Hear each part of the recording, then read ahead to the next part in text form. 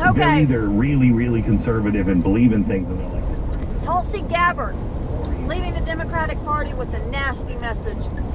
Fuck her, man. of a Democrat, conservative Democrat, and they I'm listening to Glen Beck. deep into the socialist side of the party. And he's nutty Tulsi too. Gabbard joins us now. Hi, Tulsi. How are you?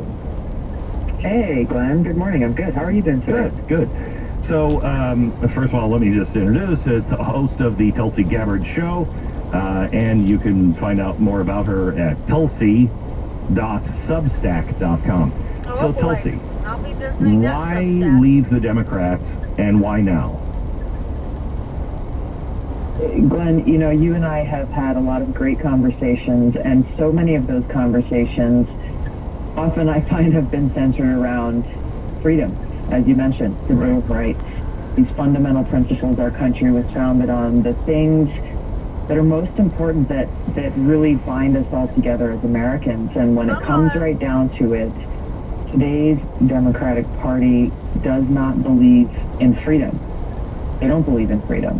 What? And because they don't believe in freedom, and because they are, the party is led by fanatical ideologues, they are actively trying to undermine those God-given rights that we have that are enshrined in our Constitution. What about Roe? They are actively seeking to undermine our freedom of speech. They want to control what we say and what we think.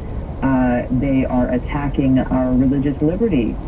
They cannot handle it when people dare to speak out or even question the things that they are trying to impose on us as a society. And the way that they foment fear. You see this cancel woke culture. They try to silence anyone who dares to disagree, or anyone who dares to expose the insecurity, their insecurity and the weakness in their argument and narrative. And for a whole host of reasons, and you can go and read my statement on Substack, or listen to I spoke about this in detail on the Tulsi Gabbard Show. But it really all comes down to freedom, and I can no longer be associated with today's Democratic Party that is so actively Nobody wants to take your anti-freedom. freedom away, Tulsi. Tulsi, you and I have talked many times, and I really respect you, but I have to ask a couple of questions, and I want you to know these are honest questions.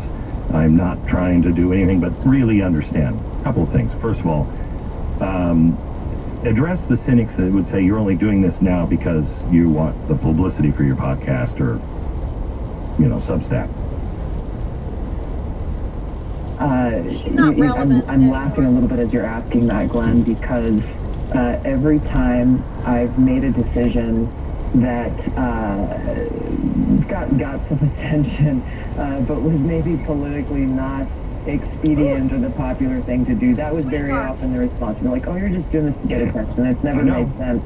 That's never been the motivation that I've had. I have done my best and continue to do my best to make decisions, whether it be about policy or other things, based on what's right. Okay. And this was not a decision that I made lightly or quickly. Yeah. But it's one that I knew had to be done. Great fucking timing, Gabbard. This is the part that I'm really interested in, because I think there are people that are leaving the parties, both parties, because they think they're both about bullcrap.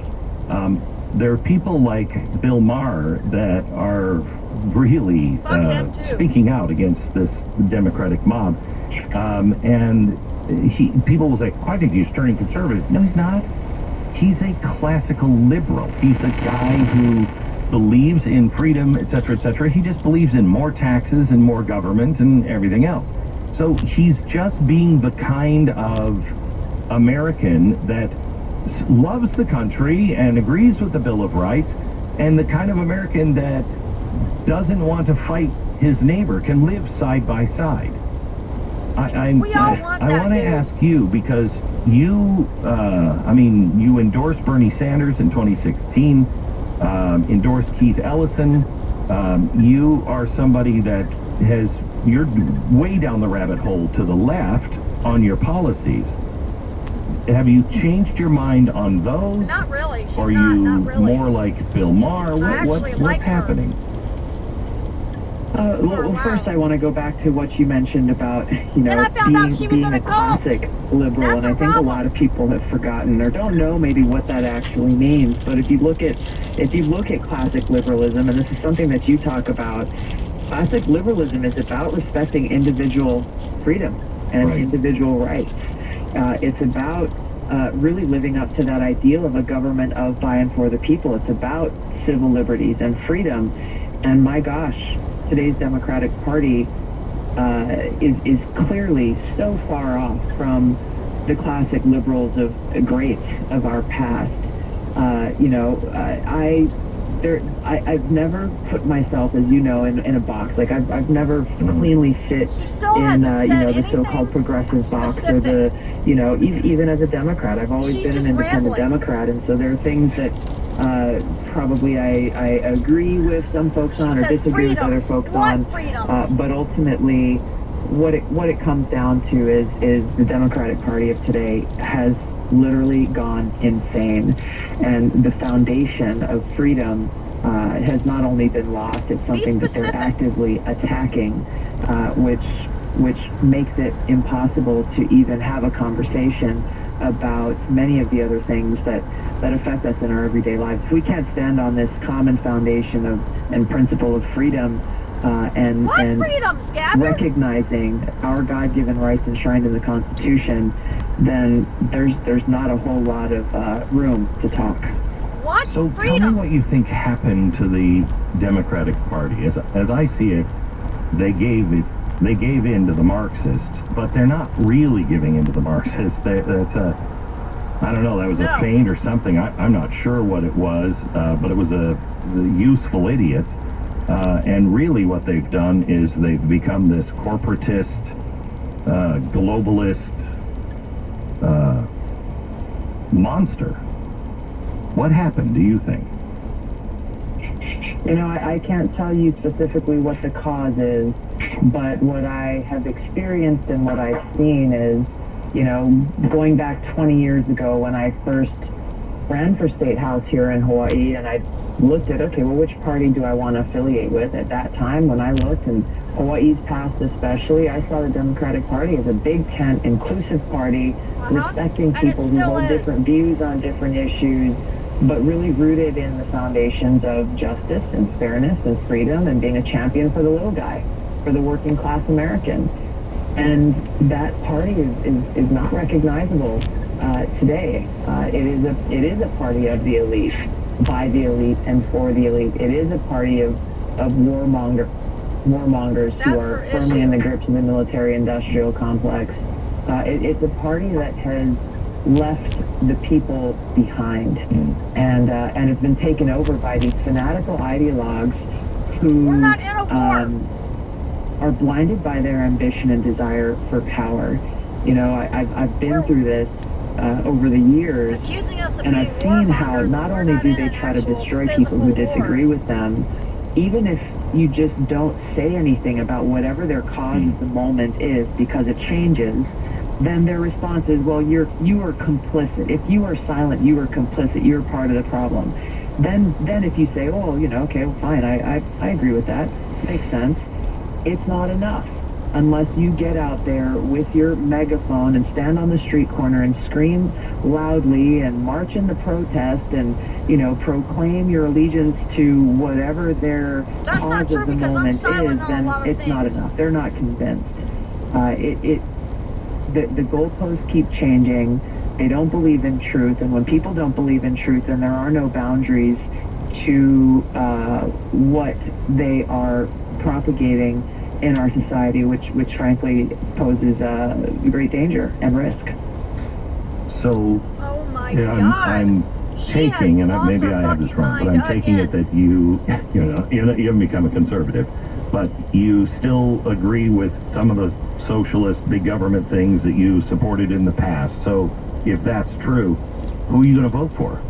I mean, how are you? Well, there's an election coming up. You don't have to have names, but do you vote for the party, even if the person is good? No. Even if The the answer person is is no. good. I have always been of the mindset that we should not be voting based on party lines. We should be voting Even based if on do you vote the for the party character even if and the person is values good? She of a said candidate no. and their commitment to the Constitution. Fuck you. You know, there are different issues or positions that, you know, through my experience, I've seen, okay, wow, well, you know, I didn't know that, or I didn't understand that, and I think it's important to always be willing to self-examine and say, okay, was I right on that or not? Or is there a better You're not approach right to being on able this. to tackle the problems that we Wow. face? You know, I was confounded when I was vice chair of the Democratic National Party for a few years in Washington. Every time we would go to events during an election year, and you'd hear the mantra, vote blue no matter who. And it never made any sense to me. It never made any sense. Because I know a lot of people who probably should not have ever been running for office, but were standing up on Like a we're stage, seeing in the getting Republican people's Party, support right? and votes as people stood next to them saying, vote Right? blue no matter who. Now, who matters? Character matters. Your values matter. Your commitment and who you're You loyal just said to you wouldn't vote for matters them most. even if they were a good The fact person. that we have gotten to a place in a country where we have so many leaders in Washington who took that oath that every one of us takes when you take public office, that oath to support and defend the Contradicting herself. Constitution, but they've thrown the Constitution in the trash, or they're openly, you know, stomping their feet on it in defiance of that oath that they took. This is Tulsi where, if you look Gabbard, at, you are at a new you start low. questioning why are people doing these things? Why are they taking the position that they're taking? Why don't they believe in the rule of law? How can they oppose free speech? It's because they don't believe in the Constitution, and without that, they're floundering, and there is no foundation to stand on. She's Talking sick. to Tulsi Gabbard, and I think it is really important. I like Tulsi. I don't know if you would consider me You a friend, but I do consider you a not, friend, Glenn. Tulsi. I do, Glenn. And while we, I'm sure, disagree on a lot of really big things, it is really important when somebody recognizes and says, oh, that's poison, that even though they're not on your team per se, that you recognize that's a huge, huge step and important, because we have to get back to being a country where we can live side by side and disagree with each other, but still like each other and respect one I another. agree with that, So, but if Tulsi, you're going to support some thank giant you so fucking much. liar, Thank you you. can't get on Nice to board talk with to you, it. Glenn. Have a great day. You too. Tulsi.substack.com, and There's you her. can find out more. Follow her on Tulsi Gabbard. At Tulsi Gabbard, or TulsiGabbard.com. Okay, stability. Kind of an important word. Have you felt a lot of stability?